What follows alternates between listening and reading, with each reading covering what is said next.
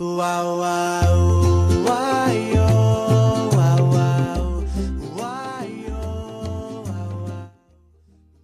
no existe, porque Jorge se acaba de retirar. Y vamos a presentar a Santiago El Yaudat. Hola Santiago, ¿cómo va? Hola, buenas noches, Sandra. Buenas noches, ¿cómo estás? Te tenemos el jueves Bien, porque el lunes no pudiste. exacto, estaba en una charla en la UTN de Buenos Aires, Ay, qué así que lindo. no, Bueno, no podía estar presente. ¿y de qué nos toca Bueno, la charla hoy? iniciamos un nuevo ciclo, ya concluimos con el Ah, ciclo sobre las transformaciones culturales de las últimas décadas, pero sí. vamos a seguir indagando en este tiempo que nos toca vivir, en este tiempo tan convulso, tan extraño, pero ahora enfatizando en la dimensión más económica, más política. Vamos a recorrer en este ciclo a algunos de los autores más leídos en estos años, ¿no?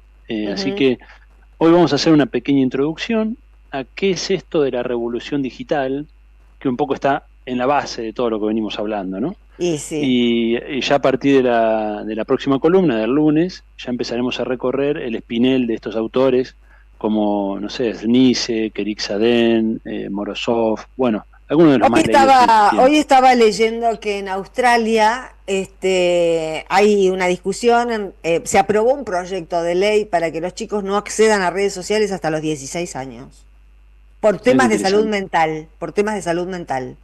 Sí, vi que también hay un proyecto acá en Argentina sobre ludopatía, donde también exigen algunas cuestiones para que los menores no puedan acceder a eso, ¿no? Que es bastante menos, pero es algo, ¿no? Sí. Bueno, tratemos de entender este tiempo, y para entender este tiempo tenemos que irnos, creo yo, a la base material que sustenta todo este proceso, que es la revolución digital, ¿no? Entonces Ujú. veamos de qué se trata, en términos bastante concretos, bastante materiales, esta revolución digital. Bueno, primero hay que inscribirnos en una historia, como siempre, un poquito más larga. Podríamos, como en todos los casos, ¿no? Irnos siglos atrás, bueno, no nos da el tiempo, pero básicamente digamos que tenemos dentro de un ciclo largo de revolución industrial, podríamos hablar de una revolución industrial que pasa por distintas fases, distintas etapas. De hecho, se suele considerar una primer revolución industrial la era del vapor, del ferrocarril, allá por el fines del siglo XVIII, mediados del siglo XIX, como la Ujú. primer gran momento en que el capitalismo logra efectivamente mundializarse, ¿no? Expandirse sobre zonas del mundo sobre las cuales todavía no tenía un dominio efectivo. Es decir, el mundo, gracias a la revolución industrial, se vuelve efectivamente dominado por la burguesía, por el capitalismo, ¿no? Tenemos una segunda fase, la segunda revolución industrial, que va de fines del siglo XIX a inicios del siglo XX, que es cuando aparece la electricidad, el dominio sobre la electricidad, sobre el manejo del petróleo, y esto lógicamente va a marcar la tónica, como saben, de buena parte del siglo XX, y de muchas de las teorías y de los enfoques que todavía prevalecen en nosotros, ¿no? Solemos tener una imagen todavía del mundo muy ligada a ese mundo de la segunda revolución industrial, cuando ya hace por lo menos 50 años hemos entrado en esto que habitualmente se denomina como la tercera revolución industrial, que es la revolución digital, ¿no? La revolución de las Ajá. tecnologías de la información y las comunicaciones, y que precisamente en esa raíz se explican muchos de los fenómenos que venimos recorriendo desde lo cultural y que ahora vamos a abordar desde otras facetas, ¿no? Ujú. ¿Qué es entonces esta tercera revolución industrial, ¿no? En la que estamos inmersos? Algunos dicen que estamos en una cuarta, yo creo que no está tan claro, creo que todavía estamos dentro del paradigma de la tercera revolución industrial, que es el paradigma de la informática, de la electrónica, que si vos te fijas, desde la segunda revolución industrial, que es cuando el ser humano logra dominar la electricidad, ¿no? Entre otras Ujú. cosas, pero es un factor clave. Todos tenemos en la cabeza las películas, ¿no? De Thomas Alva Edison con el foquito y el rayo, ¿no? Esa imagen donde el ser humano empieza a dominar la electricidad. Ujú. Y fíjense que pasan tan solo 50 años en que logramos hacer que la electricidad, ya en verdad rápidamente la electricidad empieza a transmitir mensajes, ¿no? El telégrafo, el teléfono, Claro. ya es el Sí, uso de la sí. electricidad para transmitir mensajes. Pero la informática se basa sobre un principio todavía más elemental, que es transmitir la electricidad con códigos binarios, unos y ceros. Esta es la base Ajá. de la revolución digital. Si vos todavía en el teléfono tenías una transmisión de tipo analógico, que se llama, ¿no? Que tiene otras características. En cambio, la revolución digital, como seguramente todos tengan alguna idea por lo menos de esto, se basa en el bit, ¿no? En el dígito binario, el 1 y el 0. Esta es la base. Y en términos materiales, hay un pequeño dispositivo que se desarrolla en la segunda posguerra, que es el transistor, que es el que va a permitir precisamente controlar estos flujos de bits, ¿no?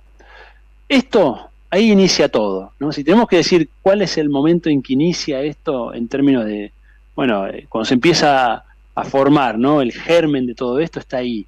Incluso podríamos ir un poquito antes de la Segunda Guerra, cuando ya aparecen los desarrollos matemáticos que fundamentan esto, y durante la Segunda Guerra Mundial, en la pelea entre nazis y británicos y norteamericanos por el encriptamiento de mensajes. ¿Qué es el encriptamiento? Es que un mensaje no pueda ser leído por el enemigo, ¿no? Entonces hay un conjunto de desarrollos computacionales ya, no tal como entendemos ahora las computadoras, pero que son un poco el germen de lo que es la computación, ¿no? Entonces los alemanes intentan encriptar mensajes y los aliados intentaban desencriptarlos. En eso hay toda una carrera, y algunas películas sobre eso también, que va a ser un motor también para el desarrollo de la computación. Pero es recién en la segunda posguerra, cuando estas tecnologías empiezan a llegar a la esfera civil, se desarrolla el transistor. Ya a fines de los 50 tenemos lo que en términos técnicos es un circuito integrado, que es un conjunto de transistores interactuando entre sí, interconectados, empaquetados, que es lo que hoy conocemos como un chip. El famoso chip que está en el corazón de cualquier aparato electrónico. Bueno, y en los perros. ¿Eh? Y en los perros están los chips. Claro, ahora sí, pero en aquella época imagínense, ¿no? Estamos hablando de aparatos todavía bastante elementales, que sin embargo son la prehistoria, ¿no? De lo que estamos viviendo. Aparece el módem, también en el año 58, pero era para conectar radares, que también fue un invento de la Segunda Guerra Mundial, ¿no? El radar. Ubiquémonos, Guerra Fría, competencia Estados Unidos contra Rusia, fundamentalmente la Unión Soviética. Año 57, la Unión Soviética da un paso fundamental, que es el lanzamiento del satélite Sputnik, ¿no? El primer satélite artificial que el ser humano coloca en órbita. Entonces Estados Unidos se desespera, vuelca una cantidad enorme de recursos en una agencia novedosa que era la agencia ARPA, Agencia de Investigación de Proyectos de Avanzada. Ya en este contexto, el ARPA vamos a ver que es el origen del Internet, ¿no? En este contexto ya las primeras computadoras empiezan a difundirse, al punto que, por ejemplo, Argentina tiene su primer computadora en el año 61. Argentina fue bastante pionero en este sentido. No la desarrolló localmente, sino que la importó, la Clementina, pero era una computadora muy importante en aquel entonces. Ya en el año 61 tenemos la primera computadora.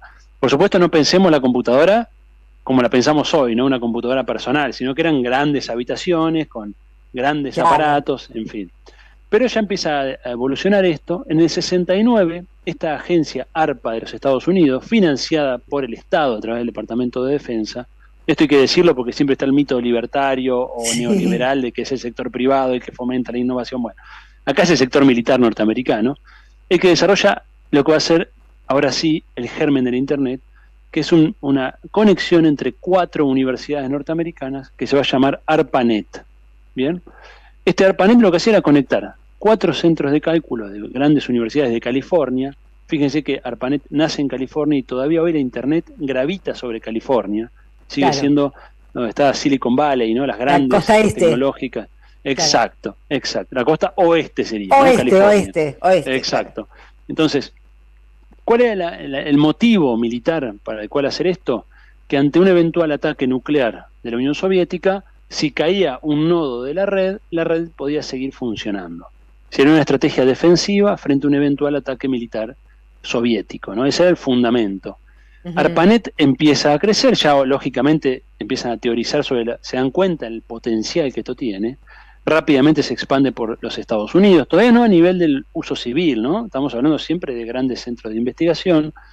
En el año 71, fíjense los años porque la velocidad de esto empieza a acelerarse, ¿no? Nace el correo electrónico y el uso del arroba, que todavía lo seguimos usando, ¿no? Es decir, año 71, aparece el primer microprocesador de Intel, que sigue siendo todavía hoy la empresa insignia en microprocesadores, que básicamente es que inicia el proceso de miniaturización, es decir, llevar a escalas cada vez menores millones y millones y millones de transistores que interactúan dentro de un circuito integrado. Esto es la esencia, ¿no? Esta es la esencia. ¿Cómo hacen para llegar a niveles tan ínfimos? Porque se logró manejar un material semiconductor que es el silicio, y se imprime con luz. Es decir, los chips, si uno pudiera abrirlos y mirarlos, pasa que no veríamos nada porque son tan ínfimas las conexiones, están hechas mediante una impresión con luz. Fíjense lo que es esto, ¿no? Hoy un microprocesador de cualquier computadora tiene miles de millones de conexiones en su interior, ¿no? Año 75 nace Microsoft y nace la fibra óptica. La fibra óptica transmite mensajes mediante luz también, y es la forma en la cual viaja el Internet en el mundo al día de hoy. Es muy poco lo que viaja por satélite, ¿no? El grueso viaja a través de fibra óptica con grandes tendidos que van por los océanos, ¿no? Año 76 aparece Apple, la empresa de Steve Jobs. En el año 80, ARPANET cruza el océano y llega a Londres. Si ya empieza a expandirse fuera de los Estados Unidos, empieza a integrar otros países. Ya en la década del 80 aparecen las computadoras personales. En el 83 nace ahora sí formalmente la Internet, ¿no? ¿Cuál es la diferencia entre ARPANET e Internet? Bueno, se desarrolla un conjunto de protocolos para que cualquier computadora que se conecte a la red pueda interactuar con cualquier computadora, ¿no? Esto es Internet. La fecha de nacimiento es en el 83. Ya en los 90, la Internet se empieza a difundir, ya sí en el uso civil, porque las computadoras personales empiezan a incorporar Internet. Esto ya es parte de la memoria de alguno de nosotros, ¿no? Años sí, claro. 90 se difunde la telefonía celular. Ya hacia fines de los 90, la mitad de los Estados Unidos usa Internet habitualmente. Se difunde esta plataforma, este sistema operativo que es prácticamente universal, que es Windows, ¿no? De la mano de Microsoft.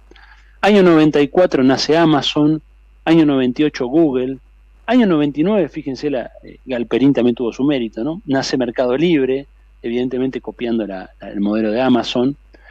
Y de ahí en adelante, la historia en la cual estamos sumergidos muchos de nosotros gran parte del día, que es la historia de las redes sociales, del Internet, de las páginas web, de la interacción mediante esto, empieza a acelerarse, ¿no? Año 2004 Facebook. En el 2005 ya el Internet supera 1.000 millones de usuarios en el mundo. 2005. ¿No? No hay retorno, no hay retorno. No hay retorno. 2012, 2.000 millones de usuarios. Hoy, ¿saben cuántos millones de usuarios hay en el mundo? Alrededor de 5.500 millones de usuarios. Es decir, prácticamente, salvo sectores rurales o sectores del África o del Asia profunda, que todavía están desconectados, gran parte de la humanidad ya está hoy conectada a Internet. Claro. Se dan cuenta de la velocidad de esto, ¿no? Sí. O sea, en muy poquito tiempo pasamos de una red que era de uso militar, vinculada a la investigación en los Estados Unidos, en tan solo 2 décadas, es el ámbito en el cual estamos inmersos en nuestra vida cotidiana. Nunca en la historia humana pasó un cambio tan veloz y tan rápido. Por eso yo a veces digo, no seamos tan duros con nosotros mismos cuando no entendemos lo que nos sucede, ¿no? Porque efectivamente estos cambios nos trascienden a una velocidad. Fíjense, en el 2006 aparece el smartphone, el teléfono inteligente de Apple, el iPhone, que también va a ser un hito, ¿no? Un clivaje, porque empezamos a llevar la Internet con nosotros a todos lados, ¿no? Es el teléfono del cual en este momento estoy hablando. 2010 aparece Instagram, 2016 TikTok, anteayer, hace tan solo 6, 7 años ya es parte de hasta de la política de un país, ¿no? Y ahora lo más reciente que podemos nombrar es la aparición del chat GPT, que ha permitido al común de la gente conocer qué es esto de la inteligencia artificial generativa, ¿no? Que todavía está difundiéndose, pero que ya tiene una amplia aceptación. Hecha esta historia muy rápido, algunas pinceladas de lo que vamos a ir recorriendo, pero para que tengamos una idea de cómo se vincula este fenómeno tecnológico, material, con algunos cambios muy concretos. Fíjense, de las últimas décadas, ¿no? Financiarización de las economías. Hoy el 99% del dinero global son bits, son unos y ceros. No existen materialmente más que en unos y ceros, ¿no? Esto es muy fuerte. El 99% del dinero global. Bueno, por supuesto, robotización y automatización, que han impactado enormemente en la industria, en el trabajo, impactando en las lógicas del empleo, impactando, por supuesto, lógicamente, además, en las viejas representaciones sindicales asociadas a determinadas ramas industriales, una economía cada vez más centrada en la innovación, porque una característica de estas tecnologías han sido que se retroalimentan, es decir, cada nuevo desarrollo favorece mayor velocidad de la innovación, por lo cual la economía tenía que estar centrada en la innovación y en la propiedad intelectual asociada a esa innovación. Por lo tanto, hay empresas que son básicamente propiedad intelectual, ¿no? Es decir, posesión de tecnología. Hoy la tecnología es la variable clave para las empresas que compiten en estos mercados, ¿no? Bueno, se acentuó el proceso de colonización cultural gracias a la facilidad de impactar con información a escala capilar, a escala de cada uno de nosotros, a un nivel que no existió nunca en la humanidad. Por supuesto aparece el problema del exceso de información y la escasez o la incapacidad humana de absorber tal cantidad de información, y empieza a ver, bueno, cómo se jerarquiza esa información, y aparece el mercado, ¿no? Como una opción de compraventa de atención humana. Bueno, todos esos temas iremos viendo. Ya para ir cerrando, bueno, aparecen lógicamente nuevas formas de control y dominación, aparece un proceso de hiperconcentración económica a escala global, se aceleran las tendencias de la concentración capitalista, y finalmente no podemos no mencionar la crisis institucional que producen estos flujos de información por el mundo, en la medida en que desterritorializan la experiencia humana, ¿no? Es decir, vos venías de una experiencia fuertemente ligada a tu comunidad, a tu país, a la escuela, a la iglesia, al Estado, al sindicato. Hoy cualquier joven lo sabe, cualquier adulto, cualquier persona, hoy puedes consumir contenidos de cualquier lugar del mundo, desterritorializando la experiencia y poniendo en crisis a instituciones que eran fuertemente ordenadoras de la forma de percibir el mundo, ¿no? En fin, estos serán algunos de los tópicos que iremos recorriendo en este ciclo que inicia hoy. Bueno, la verdad que, bueno, este tema es central, así que bueno, lo estaremos disfrutando el ciclo. Santiago, gracias. Bueno, nos vemos el lunes, hablamos. Hasta el lunes, un beso. Chau. Cepa y mensajes.